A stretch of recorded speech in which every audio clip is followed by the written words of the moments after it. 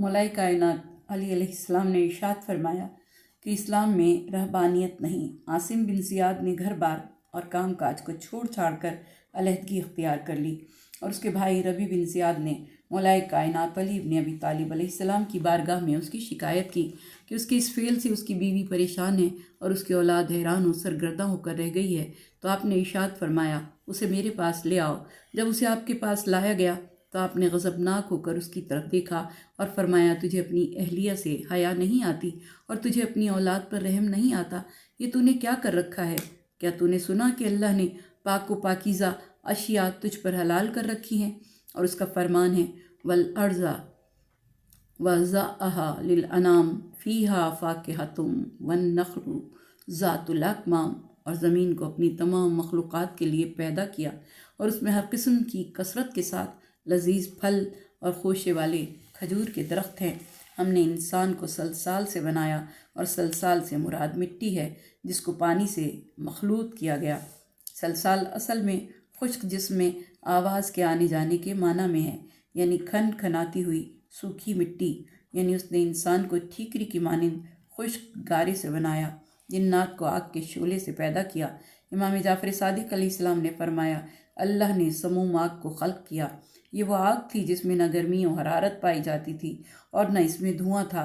इससे अल्लाह ताला ने जान को खल्क किया और इसी को सूरह हज्र में अल्लाह ने बयान किया, और जान लो हमने उसको समूम आग से खल्क किया है और उसका नाम मारिज रखा गया, और इसी समूम से उसकी ज़ौजा मारिजा को खल्क किया। इन दोनों से जो बेटा पैदा हुआ उसका नाम जान था।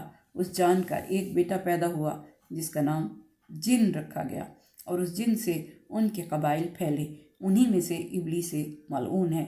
उस जान के यहाँ मुज़क्कर व मुअन्नस दोनों पैदा होते रहे, और ऐसे ही जिन से भी बच्चे पैदा होते रहे, यहाँ तक कि उनकी तादाद में इजाफ़ा होता रहा। यहाँ तक कि जिन्नात रेत के ज़र्रात से भी तादाद में बढ़ गए। वो दो मशरिक़ों का रब और दो मगरिबों का रब है। बस तुम अपने रब की कौन कौन सी नेमत को झुटलाओगे? दो मशरिक़ों से मुराद गर्मियों और सर्दियों का मशरिक़ है, और दो मगरिबों से मुराद गर्मियों और सर्दियों का मगरिब है। अल्लाह का कौल रब्बुल मशारिक़ व रब्बुल मगारिब, तो इसके 360 बुर्ज हैं और वह हर रोज़ एक बुर्ज में से तुलू होता है और दूसरे बुर्ज में गायब हो जाता है। इमाम जाफ़र सादिक अलैहिस्सलाम ने इरशाद फरमाया, मशरिक़ैन से मुराद रसूल अकरम और अमीरुल मोमिनीन, और मगरिबैन से मुराद इमाम हसन अलैहिस्सलाम और इमाम हुसैन अलैहिस्सलाम हैं, और जो इन दोनों के बाद आइम्मा हैं वो मुराद हैं। कभी अय्य आलाई रब्बिकुमा, तो कज़िबान से मुराद रसूल अकरम और अली मुर्तज़ा हैं, यानी तुम इन दोनों में से किस नेमत का इनकार करोगे? इमाम जाफ़र सादिक अलैहिस्सलाम ने फरमाया, मरजल बहरैन यल्तक़ियान से मुराद दो समंदर हज़रत अली अलैहिस्सलाम और शहज़ादी फ़ातिमा ज़हरा हैं। लुअलुअ वल मरजान से मुराद इमाम हसन और इमाम हुसैन अलैहिस्सलाम हैं। हज़रत अली अलैहिस्सलाम और शहज़ादी फ़ातिमा ज़हरा इल्म के दो गहरे समंदर हैं, उनमें से कोई दूसरे पर तजावुज़ नहीं करता, और उन दोनों के दरमियान बरज़ख हबीब खुदा हैं। इन समंदरों से लुअलुअ और मरजान निकलते हैं जो इमामत के चराग़ इमाम हसन अलैहिस्सलाम और इमाम हुसैन अलैहिस्सलाम हैं। कौन है जिसने इन पांच की मिसल कोई देखा हो? इनसे मोहब्बत नहीं करेगा मगर मोमिन, और इनसे दुश्मनी नहीं रखेगा मगर काफिर। बस तुम नबी और अहले बैत की मोहब्बत की वजह से मोमिन बन जाओ और इनके बुग़्ज़ और दुश्मनी की वजह से काफिर न बनो कि तुमको जहन्नुम में डाला जाए। मौला अली अलैहिस्सलाम और शहज़ादी फ़ातिमा ज़हरा के दरमियान एक बरज़ख रसूल अकरम है। वो अली अलैहिस्सलाम को रोकने वाले हैं कि दुनिया की वजह से आज़ुरदार न होना, और शहज़ादी को भी तलक़ीन करने वाले हैं कि आप भी दुनिया की वजह से न घबराना, आप मालिकान जन्नत हैं। लुअलुअ और मरजान इमाम हसन अलैहिस्सलाम और इमाम हुसैन अलैहिस्सलाम हैं। लुअलुअ बड़ा होता है और मरजान छोटा होता है। ये दोनों अपने फ़ज़ल और खैर कसीर की वजह से दरिया हैं, क्योंकि वुसअत के सबब इन्हें दरिया कहा जाता है। हुज़ूर अकरम सल्लल्लाहु अलैहि वसल्लम ने घोड़े को भगाया तो फरमाया, मैंने उसको दरिया पाया, यानी ये हस्तियाँ औसाफ का दरिया हैं। जब अब्र करम की बारिश होती है तो सदफ़ समंदर की सतह पर आ जाती है और अपना मुंह खोल लेती है। बारिश का कतरा गिरता है तो मुंह बंद कर लेती है। छोटे कतरे से छोटा मोती اور بڑے قطرے سے بڑا موتی نکلتا ہے۔ لوگ کو فارسی میں مروارید بھی کہتے ہیں۔ وہ صاف و شفاف قیمتی موتی ہوتا ہے اور اسے مختلف طریقوں سے استعمال کیا جاتا ہے۔ قدیم اطباء اس سے اعصاب کی تقویت، جگر کی قوت، مثانے کی پتھری اور یرقان کے لیے دوائیں تیار کرتے تھے، یہاں تک کہ آنکھ کی بیماریوں میں بھی اس سے فائدہ اٹھاتے تھے۔ مرجان کی تفسیر بعض مفسرین نے یہ کی ہے کہ یہ چھوٹے چھوٹے لولو ہوتے ہیں، لیکن حقیقت کچھ اور ہے۔ مرجان درخت کی چھوٹی چھوٹی ٹہنیوں کی مانند ایک زندہ وجود ہوتا ہے جو سمندروں کی گہرائی میں ایک درخت کی طرح اگتا ہے۔ ماہرین ایک عرصے تک اسے ایک قسم کی گھاس یا پودا سمجھتے رہے، لیکن بعد میں واضح ہوا کہ وہ ایک زندہ جاندار ہے۔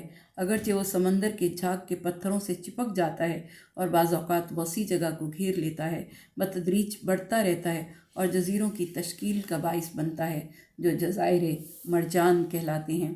مرجان عام طور پر بڑے ٹھہرے ہوئے پانی میں نشو و نما پاتا ہے۔ جو اس کی تلاش میں نکلتے ہیں وہ اسے دریائے احمر کے ساحلوں اور میڈیٹرینین کے علاقوں میں موجود پاتے ہیں۔ وہ مرجان جو زیب و زینت کے کام آتا ہے سرخ رنگ کا ہوتا ہے، اور وہ جتنا زیادہ سرخ ہوتا ہے اتنا ہی زیادہ قیمتی ہوتا ہے۔ شاعر جو اس کو تشبیہ کے طور پر استعمال کرتے ہیں وہ اس کی سرخی کی بنا پر ہے، اور اس کی ایک قسم سفید ہے اور ایک قسم سیاہ بھی ہے۔ مرجان زیب و زینت کے علاوہ دوا کے لیے بھی استعمال ہوتا ہے، اور اس سے دل کی تقویت، سانپ کا زہر دور کرنے، اعصاب کو قوت بخشنے اور مرگی کے لیے دوائیں تیار کی جاتی ہیں۔ علم جغرافیہ نے بتایا کہ دنیا کے سمندروں میں بڑے بڑے دریا ہیں۔ سب سے زیادہ قوت دار گلف اسٹریم ہے۔ یہ عظیم دریا مرکزی امریکہ کے ساحلوں سے شروع ہوتا ہے اور بحر اطلس کو عبور کر کے شمالی یورپ کے ساحل تک پہنچتا ہے۔ یہ دریا جو سمندر میں بہتا ہے، اس کا رنگ کبھی کبھی اپنے ہمراہ چلنے والے پانیوں سے مختلف ہوتا ہے۔ درجہ حرارت میں بھی 10 سے 15 ڈگری کا فرق ہوتا ہے، جس کے سبب اس پانی میں آبی مخلوق زندہ رہتی ہے، اور اس کے سبب گرم ہوائیں پیدا ہوتی ہیں جو ان ملکوں کی آب و ہوا کو خوشگوار بنا دیتی ہیں اور انسانوں کی زندگی کے لیے، حیات کے لیے بہترین سبب بنتی ہیں۔ کسی نے امام علی رضا علیہ السلام سے عرض کیا، مولا اس حدیث کی کیا معنی ہے جو رسول خدا سے نقل کی گئی ہے کہ آپ نے فرمایا جو بندہ لا الہ الا اللہ کہے گا تو اس کا ثواب اس بندے کی مانند ہے جس نے اللہ تعالیٰ کے چہرے کو دیکھا ہو۔ امام نے فرمایا جو بندہ اللہ تعالیٰ کے لیے چہرہ دوسرے چہروں کی مانند ثابت کرے گا تو اس نے کفر کیا۔ اللہ کا چہرہ اس کے انبیاء اور رسول اور حجت خدا ہیں، جن کی وجہ سے لوگ اللہ کی طرف متوجہ ہوتے ہیں اور اس کے دین اور اس کی معرفت کو حاصل کرتے ہیں۔ اللہ تعالیٰ نے فرمایا کل من علیہ فان ویبقی وجہ ربک ذو الجلال والاکرام۔ امام جعفر صادق علیہ السلام نے فرمایا کہ کائنات کی ہر چیز فنا ہو جاتی ہے یا اس میں تبدیلی آ جاتی ہے، اور ایک رنگ سے دوسرے رنگ میں منتقل ہو جاتی ہے، اور ایک صفت سے دوسری صفت بعض اوقات زیادتی سے کمی میں منتقل ہو جاتی ہے، مگر رب العالمین کی ذات میں کسی طرح کا تغیر و تبدل نہ ہوا نہ ہوگا۔ وہ ایک حالت سے دوسری حالت میں منتقل نہیں ہوتا۔ وہ اول ہے کیونکہ وہ ہر چیز سے پہلے ہے۔ وہ آخر ہے یعنی اس کی صفات میں کوئی تبدیلی نہیں۔ امام محمد باقر علیہ السلام نے فرمایا کہ اگر کوئی شخص یہ سمجھتا ہے کہ ہر چیز ہلاک ہو جائے گی مگر صرف خدا کا چہرہ باقی رہے گا تو وہ شخص غلطی کر رہا ہے۔ اللہ اس سے کہیں بلند ہے کہ اس کے اعضاء و جوارے سے توصیف کی جا سکے۔ اس کا مفہوم یہ ہے کہ خدا کے دین کے علاوہ ہر چیز فنا ہو جائے گی، اور ہم خدا کا وہ چہرہ ہیں جس کے ذریعے اس تک رسائی ہوتی ہے۔ جب تک خدا کی مخلوق کو ضرورت رہے گی وہ ہمیں باقی رکھے گا، اور جب مخلوق نہ رہے گی وہ ہمیں اپنی طرف اٹھا لے گا۔ امام جعفر صادق علیہ السلام نے فرمایا جو شخص محمد مصطفیٰ صلی اللہ علیہ وآلہ وسلم اور ائمہ خدا کی اطاعت کے لیے خدا کے فرمان پر عمل کرے تو وہ ایسا چہرہ بن جائے گا جس پر ہلاکت نہیں ہے۔ امام نے فرمایا اللہ کا دین باقی رہے گا۔ رسول اکرم اور امیر المومنین مجسم دین تھے۔ وہ خدا کا چہرہ تھے، بندوں میں خدا کی آنکھ تھے، وہ خدا کی ترجمانی کرنے والی زبان تھے، اور مخلوق میں وہ خدا کا ہاتھ تھے، اور ہم خدا کا وہ چہرہ ہیں جس سے خدا تک رسائی ہوتی ہے، اور جو کچھ آسمانوں اور زمینوں میں ہے اسی سے مانگتے ہیں، اور ہر روز اس کی ایک نئی شان ہے۔ پس اے گروہ جن و انس، تم دونوں اپنے رب کی کس کس نعمت کو جھٹلاؤ گے؟ اس کی شان میں سے ہے کہ وہ ہر روز گناہ معاف کرتا ہے، مصائب کو دور کرتا ہے، کسی قوم کو اٹھا لیتا ہے، کسی دوسرے کو ان کی جگہ قرار دیتا ہے۔ ہم ان قریب تمہاری جزا و سزا کی طرف مکمل توجہ دینے والے ہیں، بس تم دونوں اپنے رب کی کس کس نعمت کو جھٹلاؤ گے؟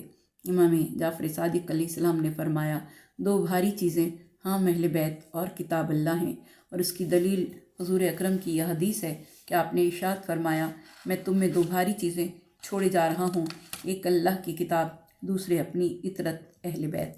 امام محمد باقر علیہ السلام سے روایت ہے کہ حضور اکرم نے خطبہ غدیر میں فرمایا، لوگوں میں قیامت تک کے لیے امامت کے منصب کو اپنی آل میں امانت و وراثت قرار دے رہا ہوں، اور یقیناً جس امر کی تبلیغ کے لیے مجھے مامور کیا گیا تھا اسے میں نے سب تک پہنچا دیا، تاکہ قیامت تک تمام افراد اس امت کے لیے، خواہ وہ حاضر ہوں یا غائب ہوں، موجود ہوں یا غیر موجود ہوں، پیدا ہو چکے ہوں یا پیدا نہ ہوئے ہوں، یہ ایک حجت بن جائے۔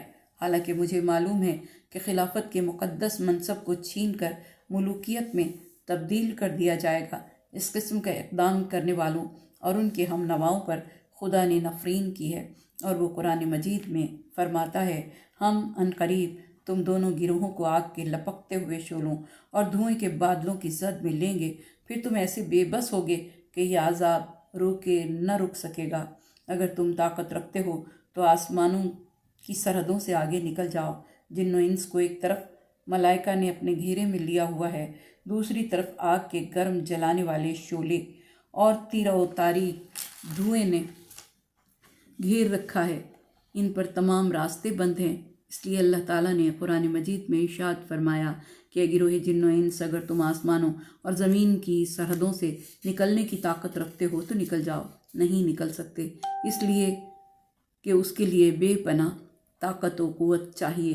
امام جعفر صادق علیہ السلام نے ارشاد فرمایا کہ قیامت کے دن اللہ تمام بندوں کو ایک ہی جگہ جمع کرے گا، اور آسمان اول کے فرشتوں کو حکم دے گا کہ نیچے اترو۔ وہ فرشتے جو روئے زمین پر بسنے والے جن و انس سے تعداد میں دگنے ہیں، وہ نیچے اتر آئیں گے۔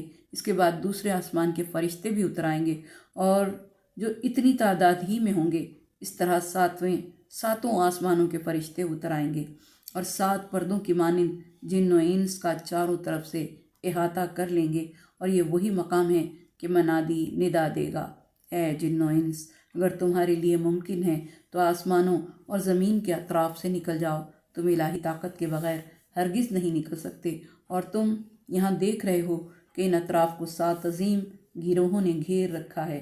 قیامت کی عدالت انصاف کتنی عجیب ہے۔ اس وقت انسان جلانے والی آگ اور دم گھونٹنے والے دھوئیں اور اللہ کی طرف سے مامور فرشتوں کے حصار میں ہوگا، اور اس کے لیے اس عدالت کا حکم ماننے کے علاوہ کوئی چارہ کار نہ ہوگا۔